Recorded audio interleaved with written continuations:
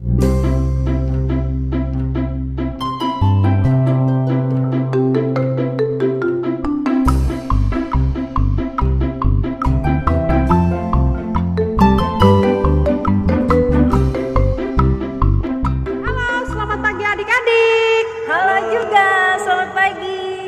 kabar hari ini? Luar biasa, super baiknya. Oke, sarangeo yang ada di rumah ya. Adik-adik sekalian, bertemu kembali dengan kakak-kakak pembina sekolah minggu dari paroki Yesus Gembala Baik Keuskupan Palangka Raya. Bersama dengan kakak Ella di sini dan kakak Reti dan kakak Engki. Oke, kakak Engki. Nah, adik-adik lihat di belakang siapa? Pastor Cornel Valo SPD, pastor paroki dari paroki Yesus Gembala Baik yang baru merayakan imamat ke-25 hari Minggu yang kemarin. Oke, adik-adik, hari ini kita bertemu dalam tema yaitu satu perbuatan sederhana lebih berharga daripada kata-kata. Oke, adik-adik sekalian. Nah, hari ini kita akan mendalami tema ini dalam cerita kitab suci yang diambil dari Injil Matius bab 21 ayat 28 sampai 32. Nah, adik-adik yang terkasih, sebelum kita melaksanakan kegiatan sekolah minggu hari ini, maka kita mengawalinya dengan menyanyikan lagu pembuka dengan judul Dengar Dia Panggil Nama Saya. Check it out, kita nyanyi bersama-sama ya.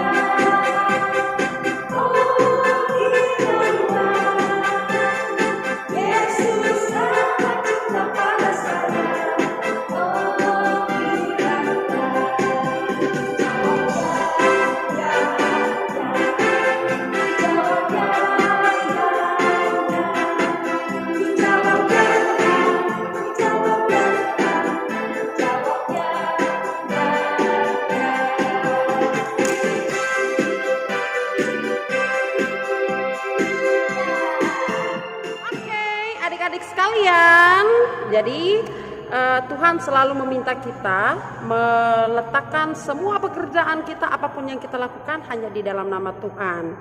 Kita libatkan Tuhan dalam kegiatan sekolah minggu kita pada pagi hari ini. Maka kakak-kakak mengajak adik-adik yang ada di rumah untuk memulai kegiatan sekolah minggu ini dengan doa bersama. Kita ambil sikap doa yang baik. Gimana adik-adik? Ini kakak Ella. Tangannya dilipat, Iya. mata ditutup. Oke, baik, silahkan kakak Engki, kita berdoa. Adik-adik semua, marilah kita tenangkan batin dan hati kita untuk menghadap Tuhan dalam doa. Dalam nama Bapa Dan Putra dan Roh Kudus, amin. Allah Bapa kami yang maha baik, kami ingin menjadi anak yang baik di hadapan-Mu, tetapi seringkali tergoda untuk tidak mendengarkan suara-Mu. Bantulah kami agar hati dan pikiran kami selalu terarah kepadamu demi Kristus Tuhan kami. Amin. Dalam nama Bapa dan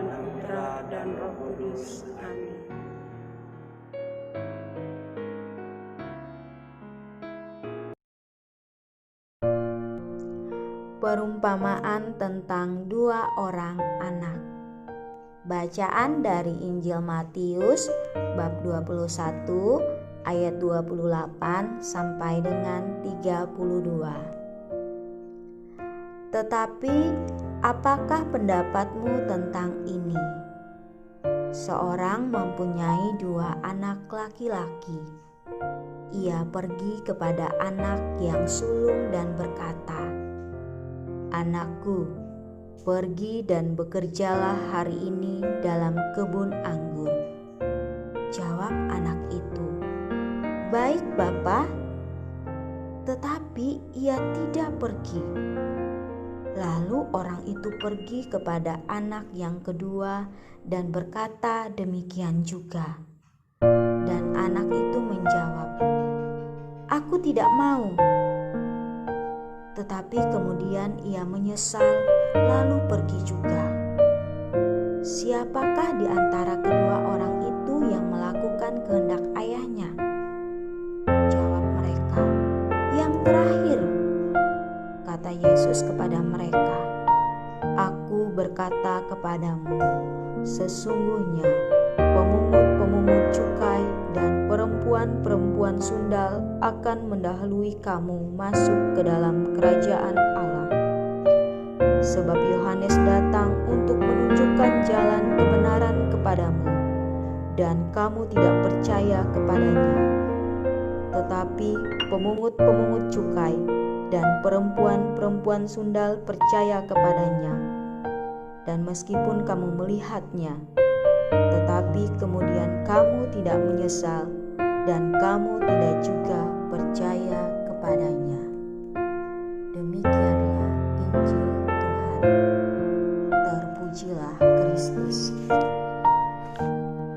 Adik yang terkasih, tadi kita sudah membaca cerita kitab suci dari Injil Matius bab 21 ayat 28 sampai 32 yang isinya tentang kisah seorang ayah menyuruh kedua anaknya untuk melakukan pekerjaan di kebun anggur.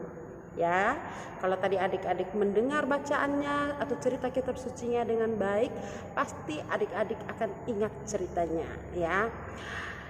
Si kakak ketika bapaknya menyuruh untuk melakukan sesuatu atau bekerja di kebun anggur, dia menjawab iya atau menyatakan kesanggupan untuk melakukan pekerjaan itu. Tetapi kenyataannya si kakak malah pergi, tidak melakukan apa yang diperintahkan oleh bapaknya. Sedangkan si adik ketika disuruh bapaknya dia bilang, "Tidak, saya tidak mau. Saya nggak mau, saya lagi sibuk. Maaf, jangan ganggu saya." Gitu. Tetapi justru si adik ini yang melakukan apa yang diminta oleh bapaknya. Karena ketika dia mengatakan tidak mau, dia berpikir lagi, "Aduh, sedihnya ya, kasihan bapakku udah minta tolong aku tapi aku tidak melakukan." Nah, Kakak Ella mau nanya nih sama Kakak Reti. Iya. Kakak Reti pernah nggak sih disuruh sesuatu, diminta melakukan sesuatu, dibilang iya tapi tidak melakukan? Iya Ella, saya pernah. Pernah gimana maksudnya? Misalnya papa mama dulu waktu saya kecil kan, dia bilangnya, "Reti, ayo cuci piring." Saya bilang kan iya, tapi Pergi main. iya, tapi saya tidak melakukan, malah pergi. Kalau Kakak Hengki gimana? Pasti pernah ya? Pernah. Bilang apa? Disuruh Pastor Cornel nih, "Kakak Hengki bersihkan gereja." Kakak Hengki bilang apa? Iya, tapi kadang-kadang tidak melakukan. Ditunda. Ya, ditunda. Kalau Kakak Ella tuh nggak begitu. Apa? Nggak Saya seperti itu, nggak jauh beda sama mereka. Oh, iya. Pernah melakukan seperti itu ya, diminta melakukan sesuatu, bilang iya, tetapi tidak melakukan ya, atau menunda pekerjaan itu.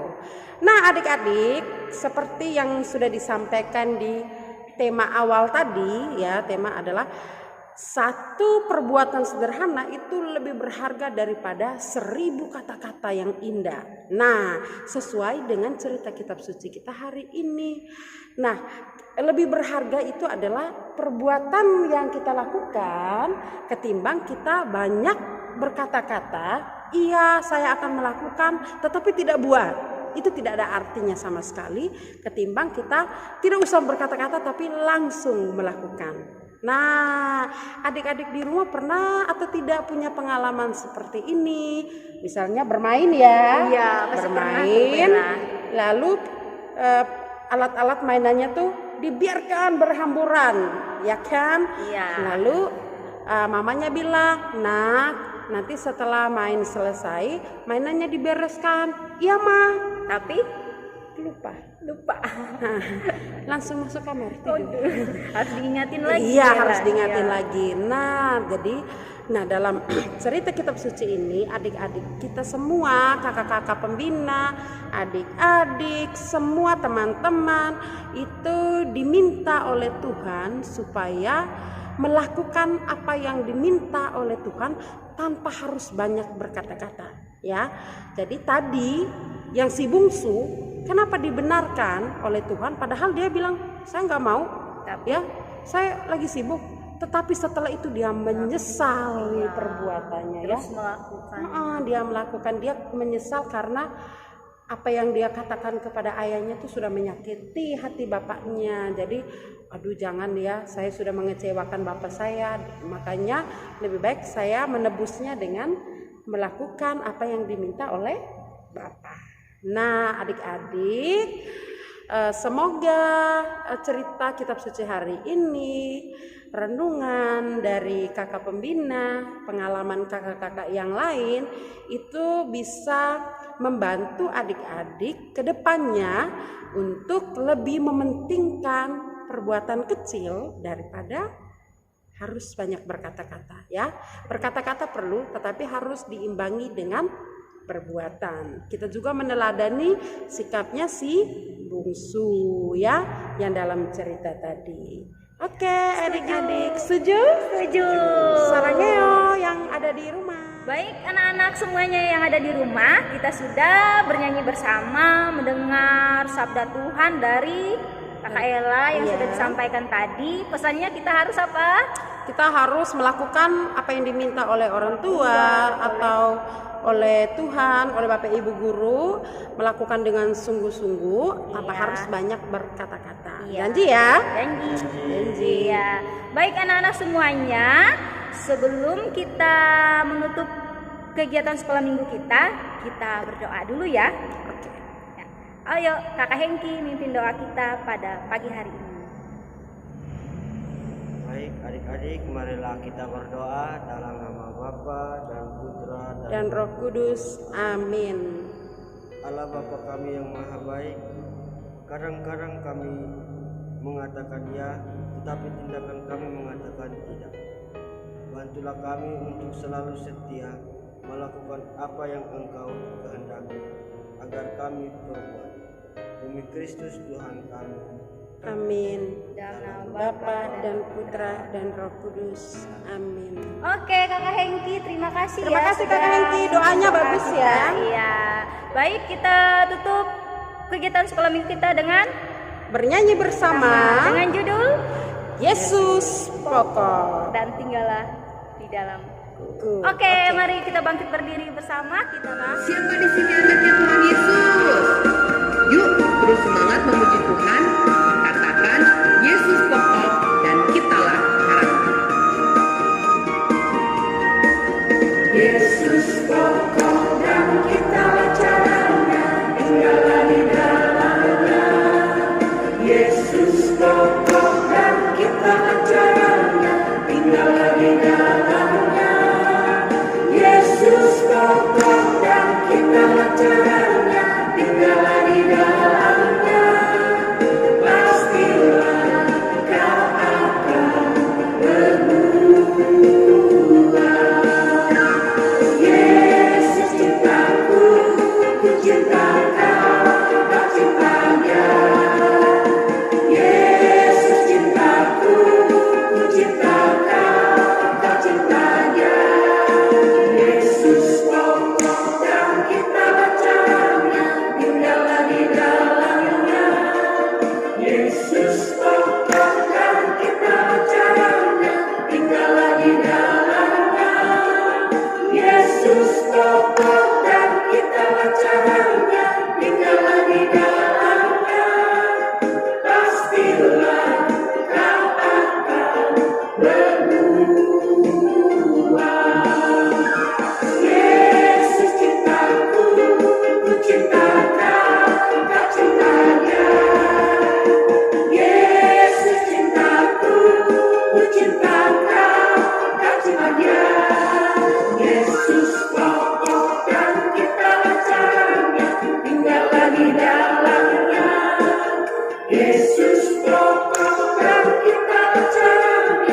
tinggallah di dalamnya. Yesus pokok dan kita rencananya, tinggallah di dalamnya. Pastilah kau akan berbuah. Pastilah kau akan berbuah.